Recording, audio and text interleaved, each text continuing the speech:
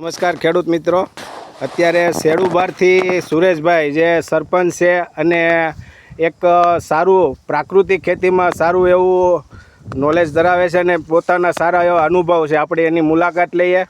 એ આપણા ફાર્મની અંજીરની જે પ્રાકૃતિક ખેતી છે એની વિઝિટ કરવા આવ્યા છે અને રોપા પણ લઈ જવાના છે. તો તમારો અનુભવ આપો, તમે જે પ્રાકૃતિક ફાર્મ બનાવ્યું છે અને તમે સારા ગુજરાતમાં સારા પ્રગતિશીલ ખેડૂત છો, તો એના વિશે ખેડૂતોને થોડીક માહિતી આપો. જય ગૌ માતા. જય ગૌ માતા. મારું ગામ સેડુબાર છે, તાલુકો જિલ્લો અમરેલી. મારું નામ છે સુરેશભાઈ દેવચંદભાઈ કુંભાણી. છેલ્લા 7-8 વર્ષથી 5-6-7 વર્ષથી હું પ્રાકૃતિક ખેતી કરું છું અને પંચસ્ત્રીય બગીચો છે મારે, જેમાં અલગ અલગ 250 સીતાફળી છે, 250 જામફળી છે, 200 લીંબુ છે, આંબા, કેળ, પોપૈયા વગેરે તમામ ઝાડ એની અંદર સમાવેશ કરેલા છે. અને અત્યારે તો બધા 4 વર્ષ ઉપરનું મોડલ થઈ ગયું છે અને ખરેખર ફળે સડી ગયું છે અને સારામાં સારી ક્વોલિટીના ફળ બને છે. અને જાતે જ મોટા ભાગનું માર્કેટિંગ હું મારા પોતાથી જ કરું છું. બધું સીતાફળ છે, જામફળ છે, લીંબુ છે, ટોટલ માર્કેટિંગ હું પોતે જાતે જ કરું છું ઓનલાઈન. ઓકે, તમે પોતે રિટેલ માર્કેટમાં તમે પોતે વેચો છો કે? અત્યારે અતિ માલ જામફળમાં થયો હોય તો એનું રિટેલ માર્કેટમાં પણ વેચાણ કરવામાં એમાં પણ સારા ભાવ, બીજા કરતાં 2-5 રૂપિયા ભાવ સારા મળે છે. વધારે મળે? હા, વધારે ભાવ મળે છે. ગયા વર્ષે જામફળની વાત તમને કરું તો લોકોને 20 રૂપિયા આવતા તો મારે 25-30 રૂપિયા સુધી જામફળનો ભાવ જતો. ઓકે. અને કાયમ માટે ડિમાન્ડથી લોકો એ જામફળ ખરીદવાની કોશિશ કરતા, કારણ કે એમાં કોઈ પણ પ્રકારનો કેમિકલ કે પેસ્ટિસાઇડનો ઉપયોગ ન કરવાથી એની મીઠા સારી અને ટકવા માટે મેક્સિમમ 5-7 દિવસ બીજા જામફળ કરતાં સારી રીતે એ હરેક વેપારીને ટકતા, એના કારણે એના સારામાં સારી રીતે એનું વેચાણ થતું. ઓકે. સીતાફળ છે હોતે? હા, સીતાફળ છે. એ સીતાફળ હું 150 રૂપિયા કિલો બધા ઓનલાઈન એનું વેચાણ કરતો અને સારામાં સારી ક્વોલિટીના સીતાફળ બનતા અને એનો સ્વાદ પણ તમે જોવો તો એક અલગ પ્રકારનો આખો સ્વાદ આવે, કારણ કે આખું મિક્સ મોડલ હોવાથી એનું જે ફલગીકરણ થાય એના કારણે અલગ અલગ ટેસ્ટ આવે, એ રીતનો આખો સ્વાદ એનો આવતો. ઓકે.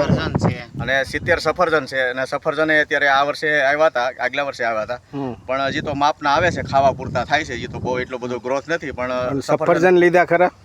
હા, સફરજન આમ ખાલી ખાવા પૂરતા 2-5-10 નંગ એવા કોઈ એક છોડની અંદર 40-45 નંગ આવ્યા હતા, પણ હજી તો એનું ખાલી થોડા હજી શરૂઆત થઈ છે, એટલે એનું કોઈ હજી ઉત્પાદન નથી લીધું, પણ ખાધા પૂરતા થાય છે અત્યારે. પણ એના છોડ સારા ગ્રોથ કરી ગયા, 15-20 ફૂટ સુધીના ઊંચાઈવાળા છોડ થઈ ગયા છે. ઓકે. હવે આ તમે અત્યારે અંજીરનું ફાર્મ જોઈએ તો તમને આમાં પ્રાકૃતિક ખેતી અમારે 2020થી છે અને અત્યારે અમને મોટો ફાયદો આમાં એ છે કે આમાંથી 15-20 વરસાદ, હમણાં જે પહેલો વરસાદ પડ્યો ને મેં જૂનમાં, એ વરસાદનું પાણી અહીંથી એક ટીપું બહાર નથી ગયું. મારે અહીંયા કેમેરા લાગેલા છે. તો આ એક સરોવર ડેમ બનાવ્યો છે. જેમ કે પ્રાકૃતિક ખેતી એટલે પાણી તમારું બધું અંદર ઉતારી દે, સંગ્રહ થાય અને તમારા ભૂગર્ભના પાણી પણ તળ ઊંચા આવે. અત્યારે પાણી આપણે બગડી રહ્યા છે. જે પાણી ગમે એટલો 2 ઇંચ વરસાદ પાય ને તો ખેતરમાં જ પાણી મારે બહાર નીકળી જતું, એની જગ્યાએ 15 ઇંચમાંય બહાર નથી નીકળતું. આ પ્રાકૃતિક ખેતીનો બેનિફિટ છે. તો તમારે પ્રાકૃતિક ખેતીમાં આવા અત્યારે રિઝલ્ટ મળ્યા ખરા? છેલ્લા 3 વર્ષથી મારા બગીચામાંથી એક પણ ટીપું પાણી બહાર નથી નીકળતું. ગમે એટલો વરસાદ થાય, ટોટલ પાણી બધું જમીન શોષ જ કરી જાય છે. અને એના કારણે આવી રીતે પ્રાકૃતિક ખેતી લોકો કરે તો બહુ સારામાં સારી વસ્તુ છે. એક તો સારી ક્વોલિટીના એમાંથી ફળનું ઉત્પાદન થાય છે, ત્યાર પછી જમીન એટલી ફળદ્રુપ થાય, જેનો કાર્બન આજ મારી ખેતીનો 2 કાર્બન થઈ ગયો છે. એનો અર્થ એવો થાય કે કોઈ પણ બીજ તમે જમીનની અંદર રોપો એટલે પાકી જાય ક્યાં સુધીની એની રોગ પ્રતિકારક સિસ્ટમ એની અંદર આવી જાય. હવે તમારે કોઈ ખાતર બહારથી નાખવાની જરૂર નહીં પડતી. કોઈ પણ વસ્તુ હું 4 વર્ષથી ખાલી પાણી સિવાય કાંઈ આપતો નથી. જે કાંઈ એમાંથી ઘાસ નીકળે, ત્યાર પછી એમાંથી જે કાંઈ એની ડાળું વધારાની જે એક્સ્ટ્રા ડાળું નીકળે, એનું આખું 10 ફૂટનો એક પટ્ટો છે, એની અંદર આખું મલ્સિંગ કરી દેવાનું. 10 ફૂટનો પટ્ટો એક હાલવા માટેનો રાખવાનો. એ આગલા વર્ષે જે કાંઈ એમાંથી જે ઘાસ ઘૂસ ને જે કાંઈ નીકળ્યું હોય એ આવતા વર્ષે ચોમાસામાં સડી જાય, ત્યાર પછી એમાં નવું પાછું મલ્સિંગ કરી દેવાનું. એટલે ઓટોમેટિક આખી રિસાયકલ એમાં તૈયાર થઈ જાય ને ઓટોમેટિક એમાંથી કાર્બન તૈયાર થઈ જાય. ઓકે, ખૂબ સરસ. ને હળદર ને બધાય પાક, એટલે તમે બધાય પાક લઈ શકો. મિક્સર પાકનો આખો બગીચો છે. મેક્સિમમ મારે 20-25 વસ્તુ સુધીની એમાં વાવેતર કરતો. એમાં તમામ પ્રકારના વેલાવાળા શાકભાજીનું વાવેતર કરતો, હળદરનું વાવેતર કરતો, તમામ પ્રકારના ફ્રૂટના વાવેતર કરતો. હળદર મેં પહેલાં 2 મણ ખાલી સ્ટાર્ટમાં વાવી હતી, 5-5 ફૂટના પોઈન્ટે મૂકી હતી. એ હળદર 3જા વર્ષે મેં કાઢી, એટલે એમાંથી જે 3 વર્ષ જૂની મધરગાંઠ હોય, એ મધરગાંઠ જો બસી ગઈ તો એનો સારી ક્વોલિટીનો અને સારી તત્વવાળો એનો પાવડર બને.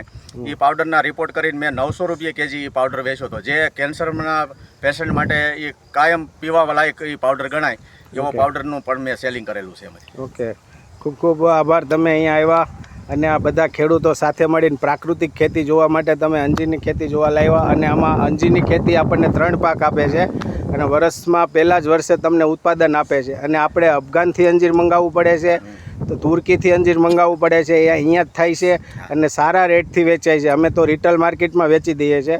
એટલે ખેડૂતોને અમે બધાને કહીએ છીએ તમારે વાવવું હોય તો તમે વાવી શકો, અમે તમામ ટ્રેનિંગ આપીશું. ખેતીની પાકથી લઈને પ્રોસેસ સુધીની તમામ માર્ગદર્શન અમે અહીંથી આપીએ છીએ. અને ઘણા ખેડૂતો અહીંથી રોપા લઈ ગયા છે અને બધાનું આવતા વર્ષથી અમે ખરીદી પણ ચાલુ કરવાના છીએ. ખેડૂતોની અમે કન્ડિશને કરેલી છે કે તમારે ન વેચાય કે પ્રોસેસ કરીને પ્રોડક્ટ ન તમે વેચી શકો તો અમે ખરીદવા પણ તૈયાર છીએ. એટલે આવનાર ખેડૂતો હવે અંજીર ખેતી તરફ વળ્યા છે અને 2-5 વર્ષની અંદર આપણે જે તુર્કીથી ને અફઘાનથી જે અંજીર મંગાવવું પડે છે ને એ હવે મોટે ભાગે આપણે અહીંયા ગુજરાતમાં ઉત્પાદન થશે અને આપણે જ આપણું પ્રોડક્શન આપણે જ યુઝ કરવાનો છે અંજીરનો. એવો અત્યારે વાતાવરણ તૈયાર થઈ ગયું છે અને ખેડૂતો સારી ઉત્સાહથી મહેનત પણ કરે છે. જય હિન્દ, જય ભારત, જય કિસાન. 9825943531 સમર્પણ પ્રાકૃતિક અંજીર ફાર્મ મોટા આકડિયા. હાલો બ્લોગ બની તમારા